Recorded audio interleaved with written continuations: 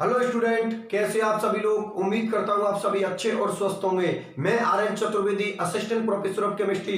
तो हमारी जो इनऑर्गेनिक केमिस्ट्री की तीसरी यूनिट चल रही है, आज उसके 7वें नंबर के लेक्चर में मैं बात करूंगा D1 और D9 अवस्थाओं के लिए ऑर्गल ऊर्जा अवस्था आरेख, मर्गर Orgel energy level diagram for D1 and D9 state. ठीक है ना। तो आज के इस लेक्चर में मैं आप लोगों के लिए D1 और D9 स्टेट के लिए किस तरीका से ऑर्गल एनर्जी लेवल डायग्राम बनाते हैं उसके बारे में मैं डिस्कशन करूंगा। ठीक है ना। बिल्कुल जैसे ही मेरा लेक्चर कंप्लीट होगा आपका 100% दिमाग में बिल्कुल फिट हो जाएगी, इसलिए बिल्कुल भी टेंशन मत करो। आप तो बस चीजों को समझने की कोशिश करना कि मैं यहाँ पर आप लोगों के लिए इन चीजों को किस तरीका से एक्सप्लेन करता हूँ। ठीक है ना। आज के इस कंप्लीट लेक्चर में, आज अपने 7वें नंबर के लेक्चर में बिल्कुल कंप्लीट रूप से फिनिश कर देंगे हम लोग। किसके लिए? D1 और D9 कॉन्फ़िगरेशन के लिए मैं कंप्लीट इस लेक्चर में बिल्कुल आप लोगों के लिए समझा दूंगा कि D1 और D9 के लिए ऑर्गल एनर्जी लेवल डायग्राम कैसे बनाते हैं। ठीक है ना। पूरे टॉपिक को बिल्कुल जीरो लेवल से लेता हूं, बिल्कुल बेसिक से लेता हूं। ठीक है ना। तो बेसिक से लेने के लिए मैं एक काम करता हूं, आप लोगों के लिए एक चीज सिखा देता हूं। और टर्म सिंबल, आज की इस क्लास में पहले टॉपिक को स्टार्ट करने से पहले मैं आप लोगों के लिए एक चीज सिखा देता हूं, term symbol. Term symbol Hindi में क्या बोलते हैं? पद प्रतीक। ठीक है ना। टर्म सिंबल आप लोगों के लिए मैं सिखा देता हूं। जैसे ही आप लोगों को टर्म सिंबल निकालना आ जाएगी, उसी के बाद फिर मैं एक टॉपिक के बारे में डिस्कशन करना चालू कर दूंगा। तो देखो सुनो मेरी बात, यहाँ पर बात किसकी हो रही है? D1 और D9 कॉन्फ़िगरेशन, दो की बात हो रही है। एक का बात किसकी हो रही है? D1 की हो रही है और एक किसकी हो रही है? D9 की। तो मैं एक काम करता हूं, टर्म सिंबल एक बार तो मैं किसके लिए निकाल के बता दूं? D1 के लिए, और एक बात किसकी निकाल के निकाल दूं आप लोगों के लिए? D9 के लिए। इधर देखो, टर्म सिंबल एक बार तो मैं किसके लिए निकाल के बता रहा हूं? D1 के लिए, और एक बार किसके लिए निकाल के बता रहा हूं आप लोगों के लिए? D9 के लिए। क्योंकि हम लोगों को जो ऑर्गल एनर्जी लेवल डायग्राम है वो दोनों के लिए बनाना है, D1 के लिए बनाना है और D9 के लिए बनाना है। ठीक है ना। उससे पहले मैं क्या सिखा रहा हूं आपको? टर्म सिंबल देखना बता रहा हूं कि टर्म सिंबल कैसे निकालते हैं, हिंदी वाले पद प्रतीक किस तरीका से निकालते हैं। चलो ठीक है, अब सुनो मेरी बात ध्यान से। एक इस नाम से कंफ्यूज मत हो जाना कि ये ऑर्गल कौन है। ऑर्गल किसी साइंटिस्ट का नाम है, किसी वैज्ञानिक का नाम है। ठीक है ना। उसने ये एनर्जी लेवल डायग्राम दिए थे, इसलिए उसी के नाम पर रख दिया ऑर्गल एनर्जी लेवल डायग्राम। मेरी बात आप लोगों को समझ में आ गई ना। ये ऑर्गल नाम का कोई साइंटिस्ट था, उसने ये एनर्जी लेवल डायग्राम दिए थे, तो उसी के नाम पर रख दिया ऑर्गल एनर्जी लेवल डायग्राम, मतलब ऑर्गल ऊर्जा अवस्था आरेख। आगे नहीं बात समझ में? ऑर्गल किसका नाम है? साइंटिस्ट का नाम है, वैज्ञानिक का नाम है। चलो ठीक है, इस वक्त मैं आप लोगों के लिए क्या सिखा रहा हूं? टर्म सिंबल निकालना, पद प्रतीक निकालना आप लोगों के लिए बता रहा हूं। देखो टर्म सिंबल निकालना बता रहा हूं D1 और D9 के लिए। तो पहले तो मैं आपको टर्म सिंबल निकालने का आपको फॉर्मूला लिख देता हूं। टर्म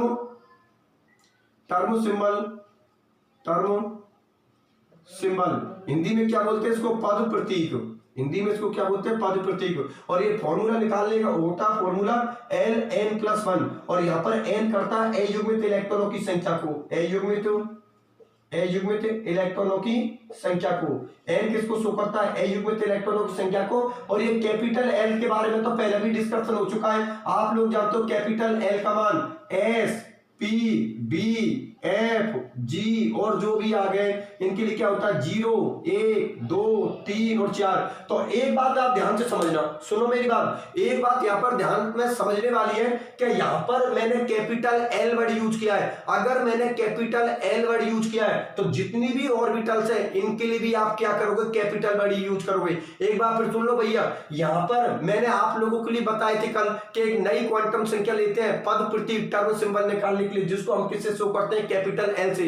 अगर आप लोग टर्म के लिए कैपिटल L ले रहे हो, कैपिटल L किसको? ऑर्बिटल को शो करती है। ठीक है ना। तो सभी ऑर्बिटल को आप कैपिटल में ही शो करना।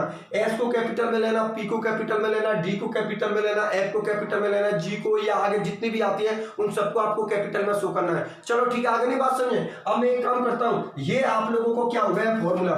टर्म सिंबल निकालने का ये आप लोगों को क्या हो गया? फॉर्मूला। ठीक है ना। टर्म सिंबल निकालने के लिए ये आपका क्या हो गया? फॉर्मूला।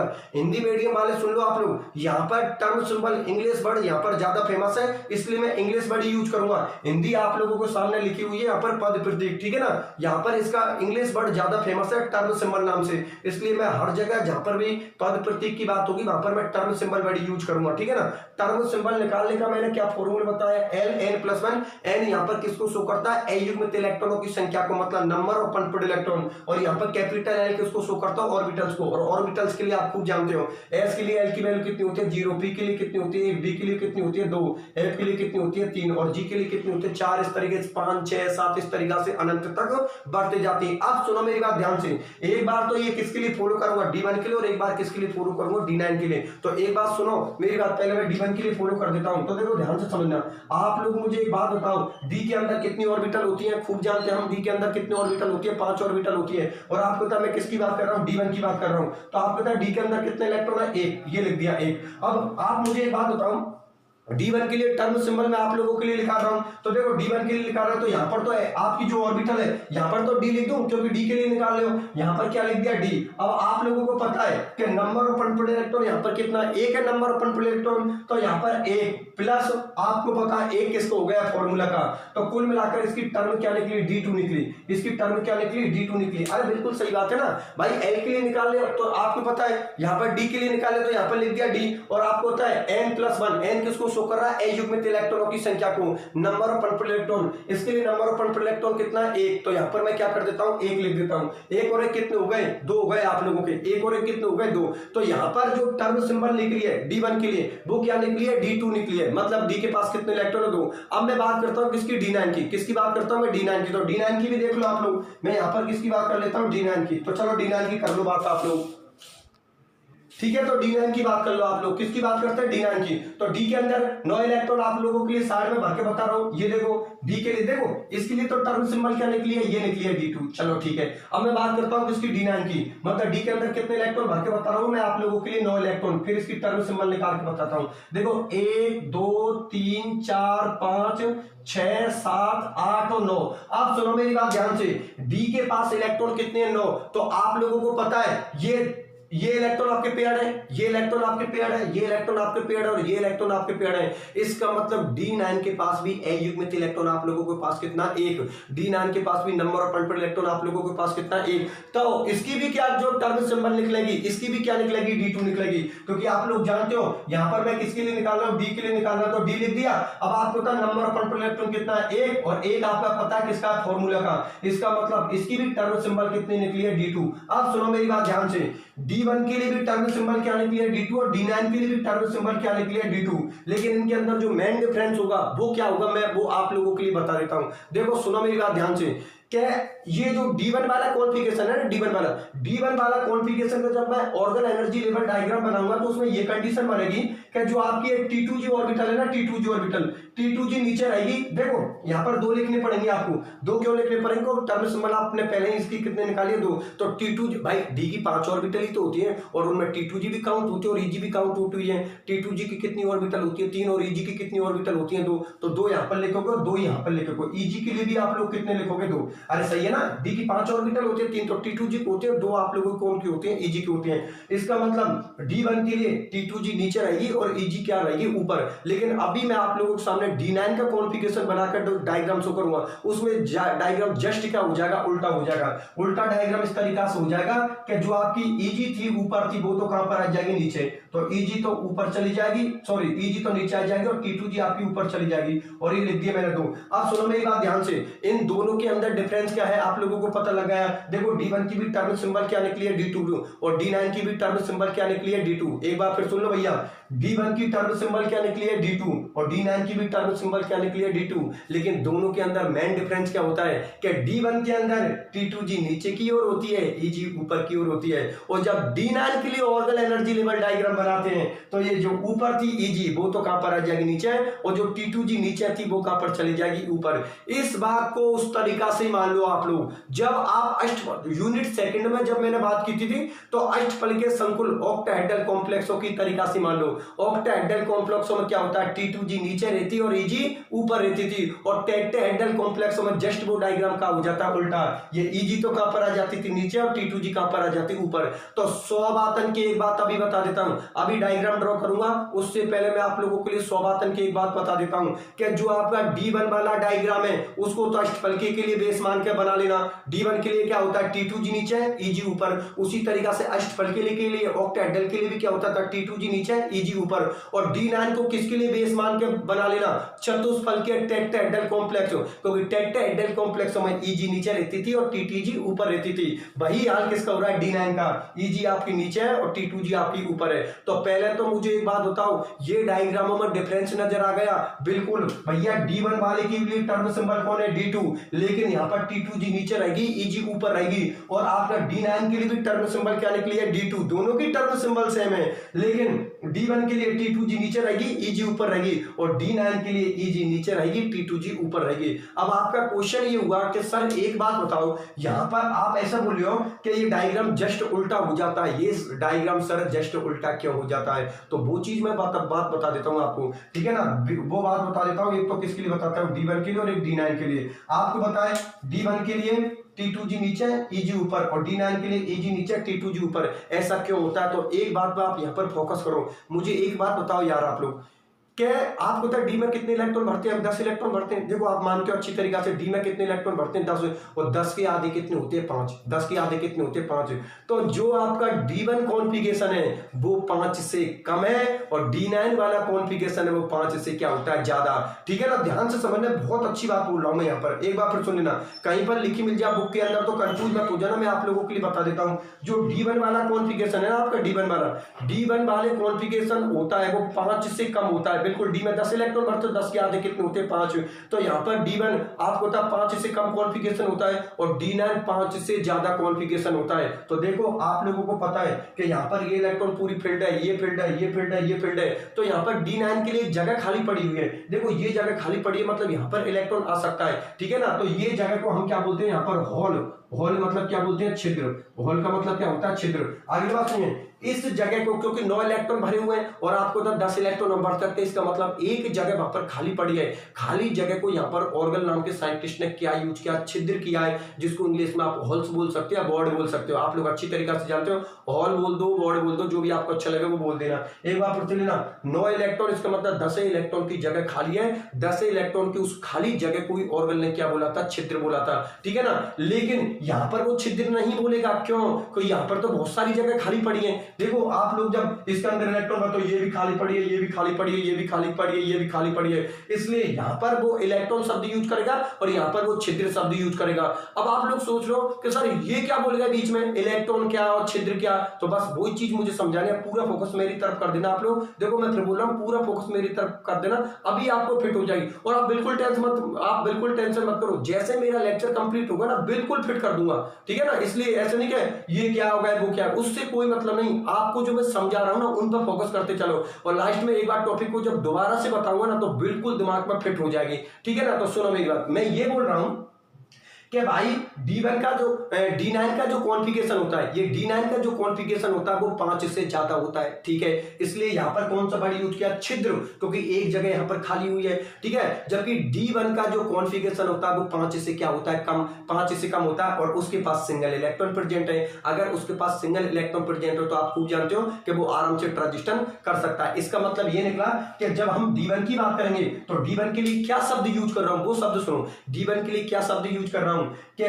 D1 में T2G का इलेक्ट्रॉन शब्द यूज कर रहा हूं। T2G का इलेक्ट्रॉन किस में हो जाता है? Eg में। जबकि D9 के लिए कौन सा शब्द यूज कर रहा हूं कि Eg छिद्र का स्थानांतरण कौन से छिद्र में हो जाता है? T2G छिद्र में। कौन से छिद्र में हो जाता है? छिद्र को क्या बोले? बॉर्ड बोले, हॉल बोले। एक बार फिर सुन लेना, D1 के लिए क्या शब्द यूज कर रहा हूं कि T2G का इलेक्ट्रॉन किस में चला जाता है? Eg के अंदर। मतलब D1 के लिए क्या शब्द यूज कर रहा हूं? इलेक्ट्रॉन। जबकि D9 के लिए क्या शब्द यूज करूंगा कि D9 के लिए क्या बोला है कि Eg ऑर्बिटल का Eg कक्षक का छिद्र किसमें स्थानांतरित हो जाता है? किसमें ट्रांसफर हो जाता है? T2G ऑर्बिटल में। इसका मतलब ये निकला कि D1 के लिए जो ट्रांजिस्टर बड़ी यूज करोगे वो इलेक्ट्रॉन के रेस्पेक्ट में करोगे, और D9 के लिए जो ट्रांजिस्टर बड़ी यूज करोगे वो उसके रेस्पेक्ट में करोगे, छिद्र के रेस्पेक्ट में करोगे, बॉर्ड के रेस्पेक्ट में करेंगे। नहीं आई मेरी बात समझ में? एक बार फिर सुन लेना, मैं ये बोल रहा हूं कि D1 वाले आपको पता ट्रांजिस्टर हो रहा है, क्योंकि आप लोग जानते हो कि स्प्लाइटिंग हो गई तो ट्रांजिस्टर होगा। ठीक है ना,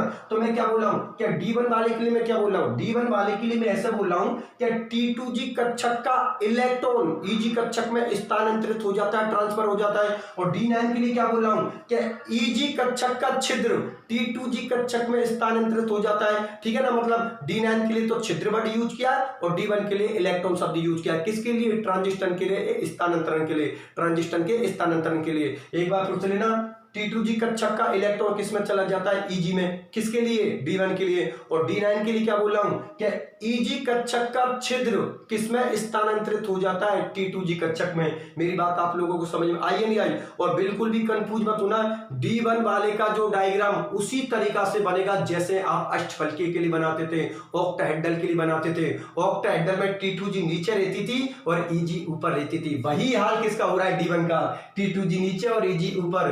ठीक है ना। और D9 को किसके बेस में मान के चलोगे, चतुष्फलकीय टेट्राहेड्रल कॉम्प्लेक्स, क्योंकि चतुष्फलकीय के अंदर क्या होता था, EG नीचे रहती थी, T2G ऊपर रहती थी। वही हाल किसका हो रहा है, D9 वाले का, EG कहां पर है, नीचे, और T2G आपकी कौन है, ऊपर। और आप इससे कंफ्यूज मत हो जाना कि ये दो क्या लिख दिए, दो क्या लिख दिए। अरे भैया अभी आप लोगों ने निकाली है, उसकी टर्म सिंबल निकाल के देखिए, D2 आई है तो दो शब्द ही तो यूज करोगे, क्योंकि D की 5 ऑर्बिटल ही तो होती है, तो 5 ऑर्बिटल में T2G भी काउंट होती है, T2G भी काउंट होती है और आपकी EG भी काउंट होती है। तो इसके लिए दो शब्द यूज किया है, तो बिल्कुल T2G के लिए भी दो शब्द यूज करोगे और EG के लिए भी दो शब्द यूज करोगे आप लोग। ठीक है ना। पहले तो ये बात होता है, ये बात आप लोगों को अच्छी तरीके से समझ में आ गई। ठीक है ना, ये बात आप लोगों को अच्छी तरीके से समझ में आ गई, कोई तकलीफ किसी को नहीं है ना, सीधा सिंपल सा कोई नहीं है। और यार मैं आपको पहले ही बता चुका हूं, सौभातन की एक बात आप लोगों के आ गई, क्या D1 के लिए इलेक्ट्रॉन शब्द यूज कर रहा हूं, D9 के लिए छिद्र शब्द यूज कर रहा हूं, ये लो कहानी खत्म। सौभातन की एक बात हो गई, क्या D1 के लिए इलेक्ट्रॉन शब्द यूज कर रहा हूं, D9 के लिए छिद्र शब्द यूज कर रहा हूं। छिद्र वर्ड शब्द क्यों यूज कर रहा हूं, क्योंकि आप लोगों के लिए जगह खाली बता दी, यहाँ पर बहुत सारी जगह होती है, इसलिए वहां पर एक सिंगल इलेक्ट्रॉन होता है, इसलिए वहां पर इलेक्ट्रॉन के ट्रांजिस्टर की स्थानांतरित की बात करेंगे हम लोग। ठीक है ना। ठीक है, ये तो हमने उसकी बात कर ली। और उसके बाद आपको बता दिए जो D1 वाला कॉन्फ़िगरेशन का ऑर्गन एनर्जी लेवल डायग्राम बनेगा, किसकी तरीका से बनेगा, अष्टफलकीय की तरीका से, T2G नीचे, EG ऊपर। और जो D9 का ऑर्गन एनर्जी लेवल डायग्राम बनेगा वो किसकी तरीका से बनेगा, चतुष्फलकीय की तरह, EG नीचे और T2G ऊपर। ये लोग हो गए टॉपिक। क्या तकलीफ है, अभी आप लोगों के सामने डायग्राम ड्रॉ कर देता हूं, एक बार D1 का कर देता हूं, एक बार D9 का कर देता हूं। कुछ नहीं है, एग्जाम में थोड़ी बहुत आपको लैंग्वेज लिख रखी है, वो लैंग्वेज लिख देना। एग्जाम में थोड़ी बहुत आप लोग लैंग्वेज लिख देना और लैंग्वेज लिखने के बाद ये डायग्राम ड्रॉ कर देना। यार किसको क्या तकलीफ हो रही है, बिल्कुल सीधे सिंपल से टॉपिक है। ठीक है ना। तो मैं डायग्राम बना देता हूं आपको D1 और D9 के लिए। ठीक है, तो देख लो।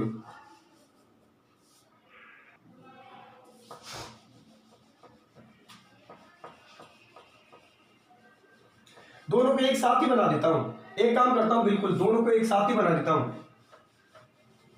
दोनों को एक साथ बना देता हूं, आसपास में हेडिंग डाल के। ठीक है ना। तो मैं इधर हेडिंग डाल देता हूं आप लोगों की, किसकी, इधर लिख देता हूं मैं D1 अवस्था के लिए ऑर्गन ऊर्जा अवस्था आगे, क्योंकि इसमें कंपैरिजन कर दूंगा मैं दोनों की। ठीक है ना। तो यहां पर लिख देता हूं D1 अवस्था के लिए, D1 अवस्था के लिए ऑर्गन अवस्था आरेख, ऑर्गन अवस्था आरेख। इसमें मैंने कैसे बता रहा हूं, इसका इस तरीका से बना रहा हूं मैं आप लोगों के लिए। ये लो, इसमें क्या हुआ है, वही ये औसत ऊर्जा हो गई, आप लोगों की क्या हो गई, एनर्जी, एवरेज एनर्जी। और आपको पता है इसमें कौन, T2G नीचे की ओर रहेगी, दो लिख दो, और EG आप लोगों को पता कहां पर रहेगी, ऊपर की ओर। क्योंकि किसके लिए बना रहा हूं, D1 के लिए बना रहा हूं। किसकी तरीका से बनेगा, अष्टफलकीय ऑक्टाहेड्रल की तरीका से। यहां पर लिख देना औसत ऊर्जा, एवरेज एनर्जी, और यहां पर लिख देना D2, क्योंकि टर्म सिंबल आप लोगों ने अभी बताई थी, D2 निकाली थी। और नीचे से ऊपर जाने पर आप खूब जाते हो, एनर्जी बढ़ती है। ठीक है ना। चलो ठीक है। उसके बाद आप लोग जानते हो कि EG की एनर्जी कितनी बढ़ती है, प्लस 0.6 डेल O। ठीक है ना। और ये T2G की एनर्जी कितनी घटती है, -0.4 डेल O। चलो ठीक है, ये बात आप लोगों को समझ में आ गई। और यहाँ पर एक लाइन खींच दो, ये लो, ये हो गई। यहाँ पर लिख देना लिगेंड क्षेत्र सामर्थ्य, लिगेंड स्ट्रेंथ रीजन। ठीक है ना। ये किसके लिए बना दिया, D1 के लिए बना दिया। ठीक है ना। तो D9 के लिए जस्ट इस डायग्राम को क्या कर दो, उल्टा कर दो। ठीक है ना। अब मैं किसकी बात करता हूं, ये तो किसकी बना दिया, D1 के लिए। अब मैं बात करता हूं D9 के लिए। तो D9 अवस्था के लिए ऑर्गन एनर्जी लेवल डायग्राम, ठीक है ना। तो देखो, सुनो मेरी बात, मैं इसको इस तरीका से बना देता हूं, ये लो, ठीक है ना। उल्टा आपको होता है डायग्राम जस्ट का हो जाएगा उल्टा, यहां पर वही आप लोग क्या लिख दोगे, इस तरीका से कर दो, ये लो, इसमें इंक डाल देता हूं, इंक खत्म हो गई, ठीक है, इंक डाल देते हैं, अभी हो जाएगा सब।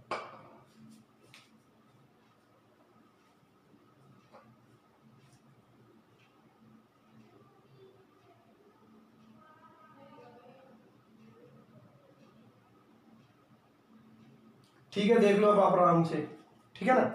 यहां पर क्या लिख देता हूं मैं, वही यहां पर भी आप लोगों को पता है इसकी भी टर्म क्या निकली है, D2 निकली है, इसकी भी टर्म D2 निकली है, और आप लोग जानते हो एनर्जी नीचे से ऊपर जाने पर बढ़ती है, ठीक है ना। और यहां पर लिख दो लिगेंड क्षेत्र सामर्थ्य, लिगेंड क्षेत्र सामर्थ्य, सामर्थ्य मतलब लिगेंड स्ट्रेंथ रीजन, ठीक है ना, ये लिख दिया। अब आप लोगों को पता है कि D1 का जो डायग्राम होगा वो D9 के लिए जस्ट क्या हो जाएगा, उल्टा हो जाएगा।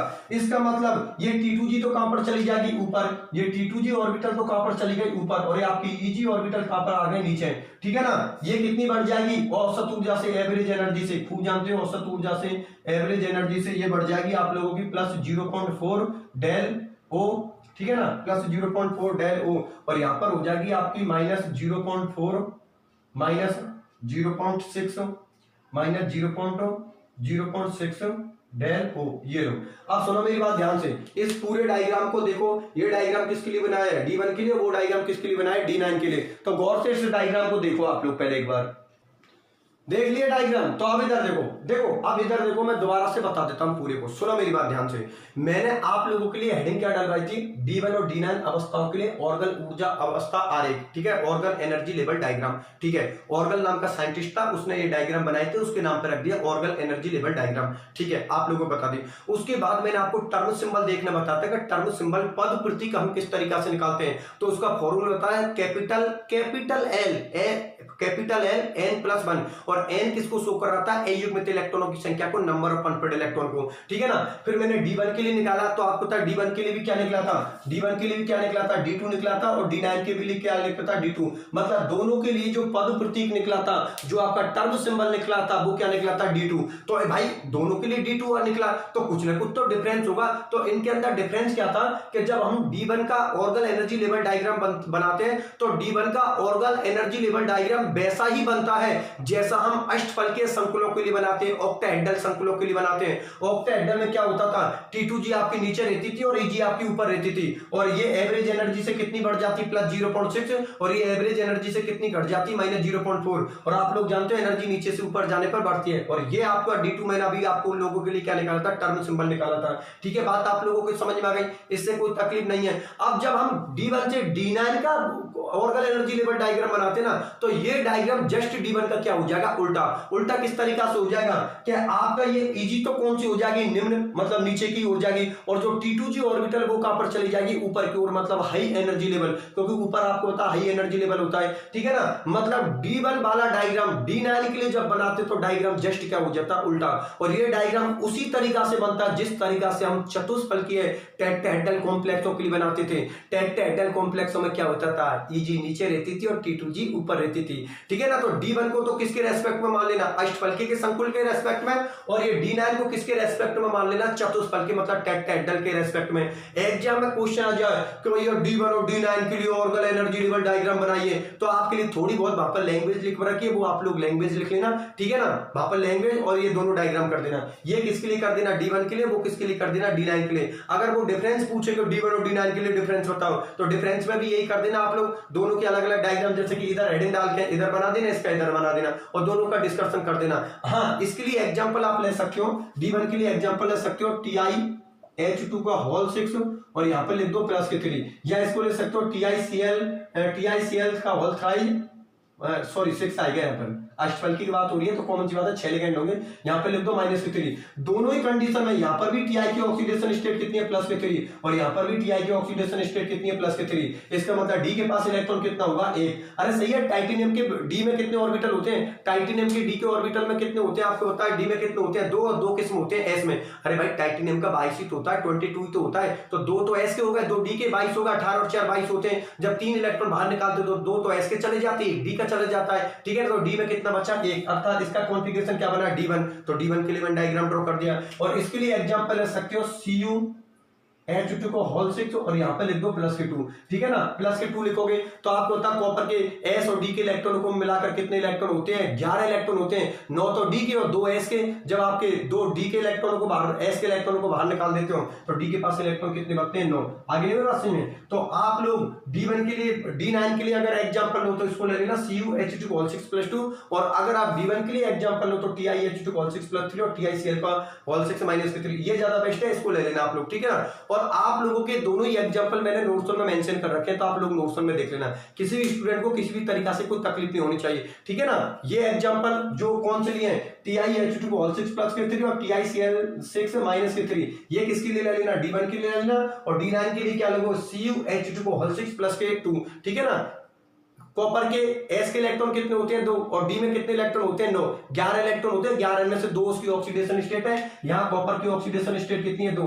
तो 11 में से 2 गए तो कॉमन सी बात है D के पास इलेक्ट्रॉन कितने बचेंगे, 9। तो ये डायग्राम इसके लिए बना देना, ठीक है ना। मेरी बात समझ में आई नहीं आई? तो एक काम करता हूं, ये मैं मेरी तरफ से टॉपिक को पूरा एक्सप्लेन कर चुका हूं D1 और D9 के लिए। एक काम करता हूं, इसको एक बार फिर दोबारा जीरो लेवल से दोबारा पूरे को फिर समझा देता हूं, ठीक है ना। और अब की बार समझाने के साथ प्रत्येक स्टूडेंट के दिमाग में बिल्कुल फिट हो जाएगी कि ऑर्गन एनर्जी लेवल डायग्राम का मतलब क्या होता है, ठीक है। बिल्कुल जीरो लेवल से बता देता हूं। तो सुनो मेरी बात, हमने आज के जो 7वें नंबर की लेक्चर किससे शुरुआत की, 7वें नंबर के लेक्चर की किससे शुरुआत की थी कि D1 और D9 के लिए हमें ऑर्गन ऊर्जा अवस्था आरेख बना रहे थे, मतलब ऑर्गन एनर्जी लेवल डायग्राम बनाने थे, किसके लिए, D1 और D9 के लिए। तो उससे पहले मैंने आपको टर्म सिंबल देखना बताया था कि टर्म सिंबल कैसे निकालते हैं। फॉर्मूला लिया था कैपिटल L n+1, और n किसको शो कर रहा था, अयुग्मित इलेक्ट्रॉनों की संख्या को, मतलब नंबर ऑफ अनपेड इलेक्ट्रॉन। चलो ठीक है, फिर मैंने बात किसकी की थी, मैंने किसकी बात की थी, D1 की बात की थी। तो आपको पता है D के पास नंबर ऑफ अनपेड इलेक्ट्रॉन कितना होता है, एक होता है, एक तो ये और एक फॉर्मूले का, अर्थात इसका टर्म सिंबल क्या निकला था, D2 निकला था, ठीक है, बहुत अच्छी बात है। फिर मैंने D9 के लिए बनाया था, तो D9 के लिए भी आपको पता है D9 के पास भी नंबर ऑफ अनपेड इलेक्ट्रॉन कितना होता है, एक होता है, तो उसके लिए भी टर्म सिंबल क्या निकला था, D2। मतलब D1 और D9 दोनों के लिए टर्म सिंबल आप लोगों का क्या निकला है, D2। तो इनमें फिर डिफरेंस क्या हुआ, डिफरेंस इनमें ये हुआ कि जब हम D1 कॉन्फ़िगरेशन की बात करते हैं तो D1 कॉन्फ़िगरेशन 5 से कम होता है, और जो D9 कॉन्फ़िगरेशन होता है वो 5 से ज्यादा होता है। सही है, कॉमन सी बात है, 5 से 9 संख्या ज्यादा होती है और 5 से 1 संख्या कम होती है, ठीक है ना। तो जो जहां पर आपका एक इलेक्ट्रॉन प्रेजेंट होता है, एक इलेक्ट्रॉन प्रेजेंट होता है, वहां पर आप बड़ यूज करोगे इलेक्ट्रॉन, इलेक्ट्रॉन बड़ यूज करेगा कि T2G का इलेक्ट्रॉन किसमें स्थानांतरित हो जाता है, EG के अंदर, ठीक है ना। और जब D9 की बात करोगे तो D9 में आप छिद्र, बॉन्ड, हल शब्द यूज करोगे, वहां पर क्या लिखोगे कि EG कक्षक का छिद्र, EG कक्षक का छिद्र T2G कक्षक में स्थानांतरित हो जाता है, ट्रांसफर हो जाता है। मेरी बात समझ में आई नहीं आई? इसका मतलब D1 के लिए आपने इलेक्ट्रॉन शब्द यूज किया है, और D9 के लिए आपने क्या शब्द किया है, D9 के लिए कौन सा शब्द यूज किया है आप लोगों ने, छिद्र शब्द यूज किया है, ठीक है ना। छिद्र मतलब हॉल या बॉर्ड कुछ भी बोल देना, ठीक है ना। ये बात आप लोग समझ में आ गई। फिर मैंने इनके एनर्जी लेवल डायग्राम बनाया, तो फिर तो आसान है, D1 का एनर्जी लेवल डायग्राम उसी तरीका से बनेगा जिस तरीका से हम अष्टफलकीय संकुलों के लिए बनाते थे, ऑक्टाहेड्रल कॉम्प्लेक्स के लिए बनाते थे। ऑक्टाहेड्रल में क्या होता था, T2G नीचे और EG ऊपर, प्लस 0.6 इसकी एनर्जी बढ़ती थी, -0.4 इसकी एनर्जी घटती थी, किससे, एवरेज एनर्जी से, औसत ऊर्जा से। ये बात तो किसकी कर ली हमने, D1 की। और D9 के अंदर ये डायग्राम जस्ट उल्टा हो जाएगा, जिस तरीका से चतुष्फलकीय संकुलम होता था, टेट्राहेड्रल कॉम्प्लेक्सम होता था। टेट्राहेड्रल में कॉम्प्लेक्सम क्या होता था, EG नीचे रहती थी और T2G ऊपर रहती थी। आप लोग अच्छी तरीका से जानते थे, वो EG नीचे और T2G ऊपर है, ठीक है ना। तो इसको चतुष्फलकीय संकुल बेस मान के बना लेना, जैसे कि आप लोग एग्जाम में आ जाए तो भूलो ना, आप लोग समझ जाना क्या। D1 का कनेक्शन तो मैंने किससे किया, अष्टफलकीय ऑक्टाहेड्रल वाले डायग्राम से, और D9 का कनेक्शन मैंने किससे किया, चतुष्फलकीय टेट्राहेड्रल कॉम्प्लेक्स वाले डायग्राम से, ठीक है ना। किसी भी स्टूडेंट को कोई प्रॉब्लम नहीं होनी चाहिए, एग्जाम में आए तो थोड़ी बहुत लैंग्वेज लिख के बना देना यार, ये D1 का, ये D9 का, ठीक है ना। D1 के में T2G नीचे, EG ऊपर, और D9 के लिए में EG नीचे और T2G ऊपर। क्या प्रॉब्लम है किसी के लिए, बिल्कुल सीधा सिंपल सा आराम से बना देना। टर्म सिंबल निकालने का फॉर्मूला बता दिया, Ln+1। यहाँ पर आप लोगों की ज्यादा बड़ी केमिस्ट्री नहीं है, देखो मैं बता देता हूँ, टर्म सिंबल की बहुत बड़ी केमिस्ट्री है। आप लोग के लिए जो बताया है वो तो बहुत ही कम, जो तुम्हारे BSc थर्ड ईयर के सिलेबस में दे रखा है ना, तुम्हारे BSc थर्ड ईयर के सिलेबस में तो बहुत ही कम का, मतलब कुछ भी नहीं दे रखा है, जी ढंग से बोलूं तो 0 लेवल भी नहीं है। आगे जाके एमएससी और नेट के अंदर इसकी इतनी बड़ी केमिस्ट्री है, टर्न सिंबल की बहुत बड़ी केमिस्ट्री है, बहुत ज्यादा इसके रूल कॉन्सेप्ट बहुत अच्छे अच्छे निकल के सामने आते हैं, ठीक है ना। तो यहाँ पर जितनी बात हुई है उतनी बात की है मैंने, ठीक है ना। ज्यादा डीपली जाता तो फिर आप लोगों को नहीं आती समझ में, ज्यादा डीपली जाता टॉपिक में तो आप लोगों को समझ में नहीं आती। मैंने उतना बता दिया जितना हमारे सिलेबस में प्रेजेंट है, ठीक है ना। हमारे जितने सिलेबस में प्रेजेंट है उतने के बारे में डिस्कशन कर लिया, ठीक है ना। आप लोगों से कुछ नहीं पूछता, एग्जाम इतना पूछता है, आप पेपर उठा के देख लेना, हमारे पास पेपर पड़े उन्हें देख लेना। ऐसा पूछता डायरेक्ट कि D1 और D9 के लिए ऑर्गन एनर्जी लेवल डायग्राम बनाइए, या कभी पर्सनली D1 के लिए पूछ लेता, कभी पर्सनली D9 के लिए पूछ लेता, कभी दोनों को मिक्स कर देता है। तो मिक्स करे तो दोनों के बना देना, और अलग अलग पूछे तो अलग अलग बना देना। क्या प्रॉब्लम है, सीधा सिंपल सा है, कोई दिक्कत वाली बात नहीं है। एग्जाम्पल इसके लिए 2 ले रखे हैं, इसके लिए 1 ले रखा है, देख लेना। बाकी सारी चीजें तो मैंने नोट्सों में लिखाई रखी है, बाकी की तो सारी चीज मैंने नोट्सों में लिखाई रखी है, ठीक है ना। अब एक शब्द यहाँ पर आया था इलेक्ट्रॉन और छिद्र शब्द का, हॉल शब्द का। तो एक काम करना, जो आपकी कॉपी होती है ना, कॉपी के ऊपर के पेज जो जगह होती है ना, कॉपी के ऊपर के पेज में जो जगह होती है वहां पर एक शब्द लिखवा रहा हूं मैं, उसको लिख लेना, जिससे कि कभी पढ़ोगे ना आप इस मैटर को तो वो क्लिक हो जाएगी, देखो दिमाग में सर ने क्या बोला था, ठीक है ना। मैं इलेक्ट्रॉन और छिद्र के लिए बात बता रहा हूं, ठीक है ना। किसकी बात कर रहा हूं, इलेक्ट्रॉन और छिद्र के लिए। तो फिर बोल रहा हूं, जब आप फियर कॉपी में बनाओगे ना नोट्स, फियर कॉपी में, क्योंकि इसके कॉमन सी बात है, अभी आप लोगों ने नहीं बनाए होंगे, मेरा लेक्चर देखने के बाद आप नोट्सों को बनाओगे। जो जब नोट्सों को बनाओ ना, तो कॉपी के ऊपर जो खाली जगह होती है उसमें एक चीज लिख लेना। तो मैं आप लोगों के लिए लिखवा देता हूँ, इसको तो मिटा देता हूँ क्योंकि ये तो आप लोगों को आ गया समझ में, ठीक है ना। तो कॉपी के ऊपर 2 लाइन लिख लेना, वो 2 लाइन क्या लिखनी है मैं आप लोगों के लिए लिखवा देता हूँ। देखो इसको तो मैं मिटा देता हूँ क्योंकि ये तो समझ में आ गया आपने। अब वो 2 लाइन क्या लिखनी है वो बोर्ड पे से देख लेना, जब फियर कॉपी में उतारो ना तो कॉपी के ऊपर लिख देना, जिससे कि जब भी पढ़ो ना तो तुम्हें पता लग जाएगा कहाँ सर ने इस चीज का डिस्कशन किया था, ठीक है ना। तो मैं लिख देता हूँ आप लोगों के लिए, देखो लिख लो आप लोग। मैंने अभी जो शब्द बोले थे ना उनको लिखवा देता हूं। देखो मैंने ये बोला था D1 के लिए, क्या बोला था, D1 विन्यास के लिए इलेक्ट्रॉन का स्थानांतरण, D1 विन्यास के लिए इलेक्ट्रॉन का स्थानांतरण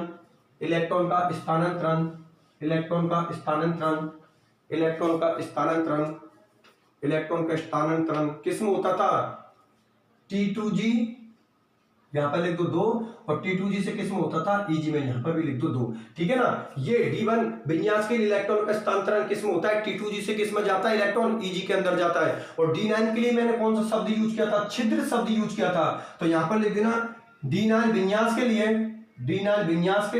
D9 कॉन्फ़िगरेशन